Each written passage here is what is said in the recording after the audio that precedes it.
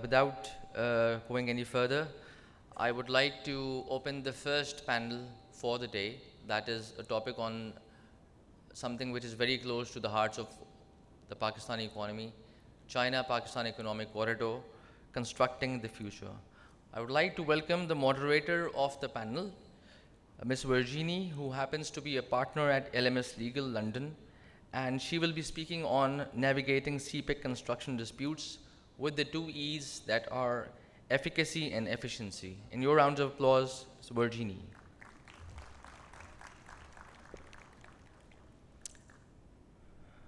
In this panel, our first speaker will be Mr. Zubair Ejaz, Chief Executive Officer of Astral Constructors, Islamabad, and he will be highlighting and discussing on the Chinese and Pakistani landscape and the requirements for neutral nationals on CPEC disputes.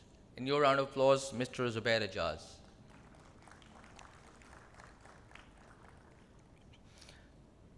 Our second speaker in this panel will be Mr. Faisal Daud Pota, who is a partner at Daud Pota International, Karachi. He will be speaking on dispute resolution under the 1998 Energy Charter Treaty. In your round of applause, Mr. Faisal Daud Pota, please. Our next speaker in this panel is Mr. Haider Waheed, who is the founding partner at HWP Law, and he will be speaking on the next steps before arbitration and litigation, harnessing multi-tier ADR clauses and dispute boards in CPEC construction projects. In your round of applause, Mr. Haider Waheed, please. Our second last speaker in this panel is Mr. Charles Brown, who is the managing partner of Charles Brown & Company based in the UK. He will be speaking on paving the path, proactive dispute resolution management in the CPEC construction projects. In your round of applause, Mr. Charles Brown, please. And our last speaker in this panel is Honorable Mr. Justice Shakil Ahmed, the judge of the Peshawar High Court, and he will be highlighting and discussing on the integrating dispute avoidance in Pakistani court system. In your round of applause, Mr. Justice Shakil Ahmed, please. With this, I'll hand over it to Virginie, who will take it further from here. Thank you. Good morning. I'm very glad to be again in Pakistan. This is my third trip in this wonderful country, and thank you very much for your attendance this morning. As you already have been told, the very first panel of our conference, the PIDW, is CPEC Constructing the Future, One Resolution a Day.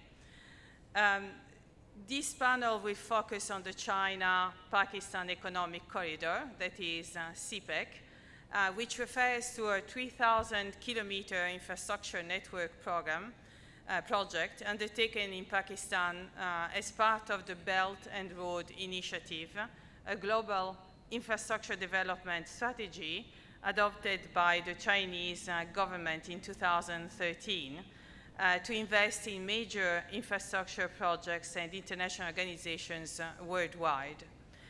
Examples of CPEC projects are, for whom do not have any knowledge of those projects, is the Sahiwal coal-fired power plant, a coal power plant project located in the province of Punjab, operating since October 2017.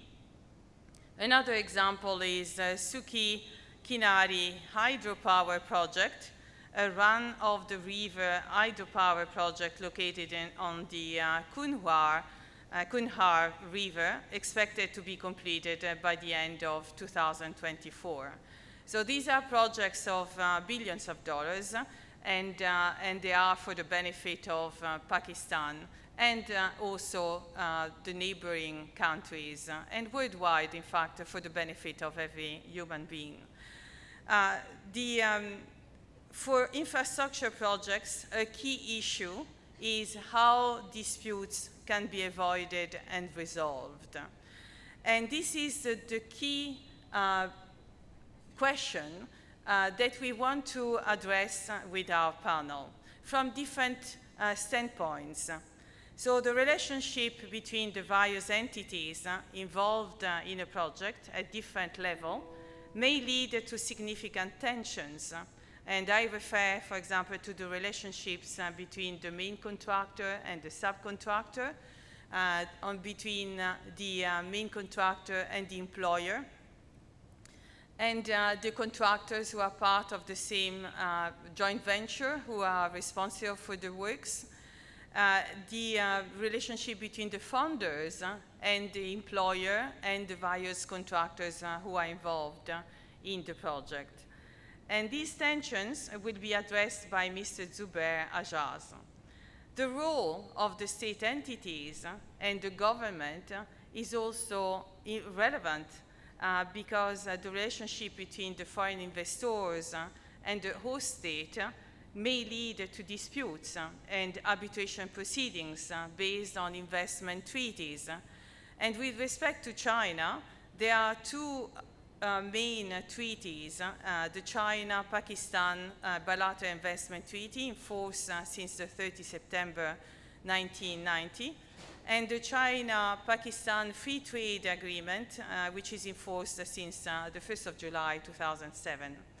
But most of these investment treaties have similar provisions, and some of the aspects deriving from arbitrations or disputes based on investment treaties will be covered by Mr. Faisal Daoud Porta, especially with reference to investment treaties signed by the members of the Organization of Islamic Conference, the OIC.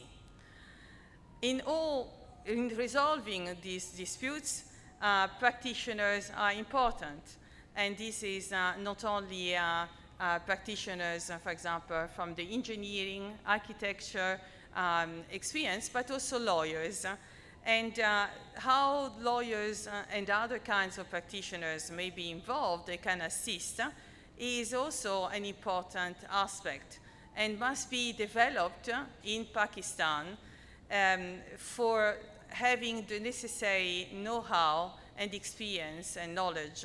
And this is an issue that will be covered by Mr. Haider Wahid. Practitioners will assist through a multi-tier dispute clause that are often agreed in the contracts by the parties to discourage a full-blown litigation or arbitration procedure, as Charles Brown will explain as part of the panel today. Many contracts are in fact based in Pakistan on the FIDIC Red Book 2017, which provides for a multi-tier dispute resolution mechanism with different steps. The first, an engineer determination. The second, dispute avoidance adjudication board. The third, amicable settlement, and then you have arbitration. So how you go from one step to another is something that Mr. Charles Brown will explain.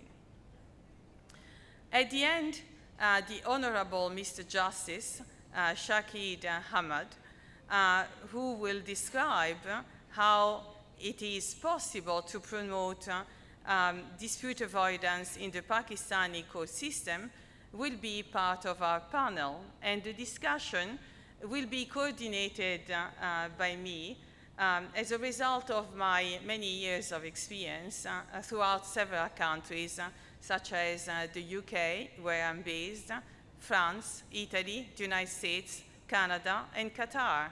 And you have here many examples of individuals from the MENA region, and especially from Qatar, who can in fact suggest and give impressions and experience from the various disputes that Qatar has seen in the last few years. When you draft a contract, there is a major misconception here. The lawyer does not invent a solution in the contract to make problems. That's the first thing. The contract is drafted in order to reflect what is the commercial tensions between the parties.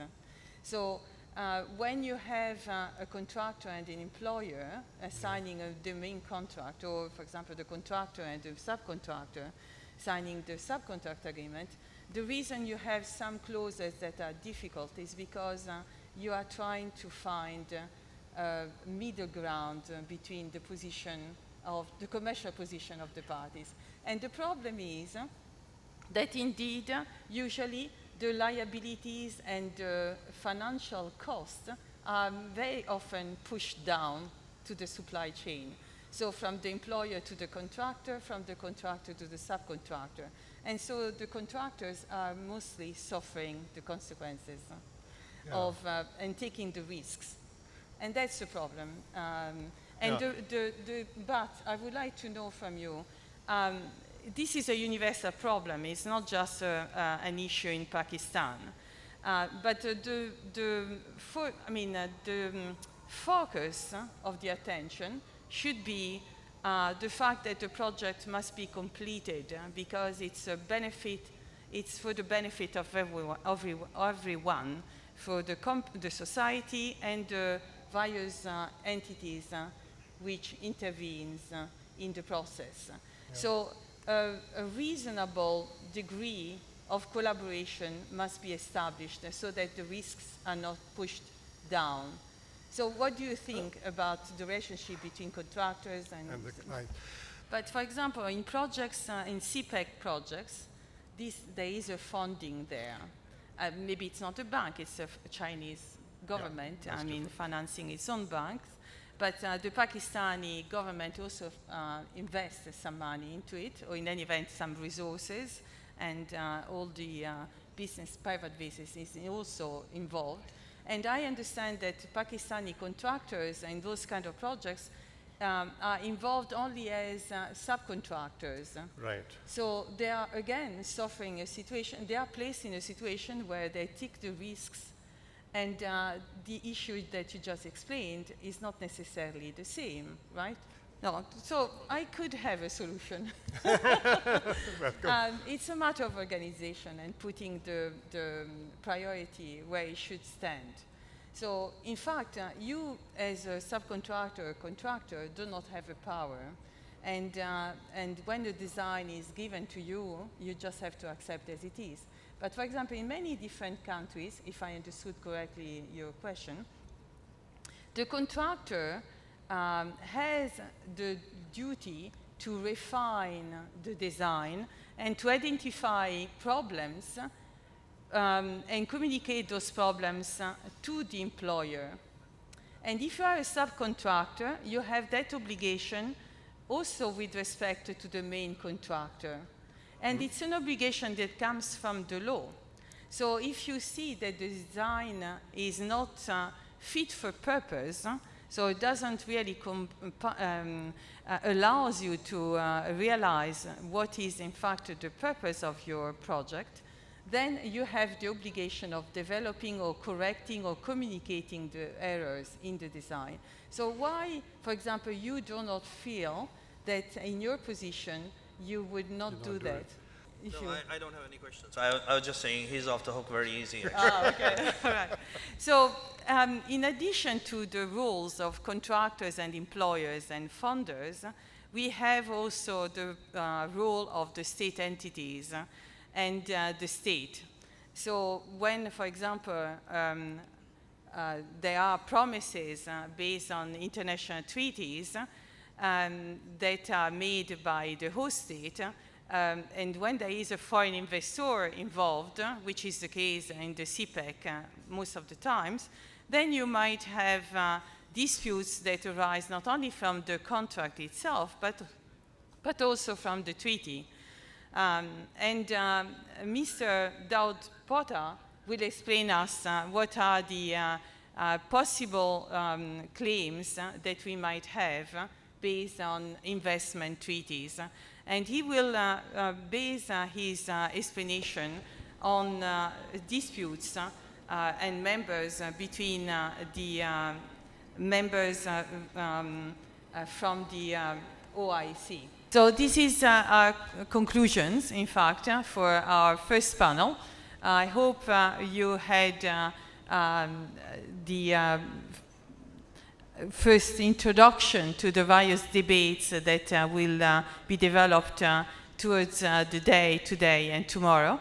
And we are all available, and I invite you for any kind of questions you might have following up our presentations and debate. And I invite you to applause all the speakers who have been quite pressed by time, but have made, in any event, their presentation. Thank you very much.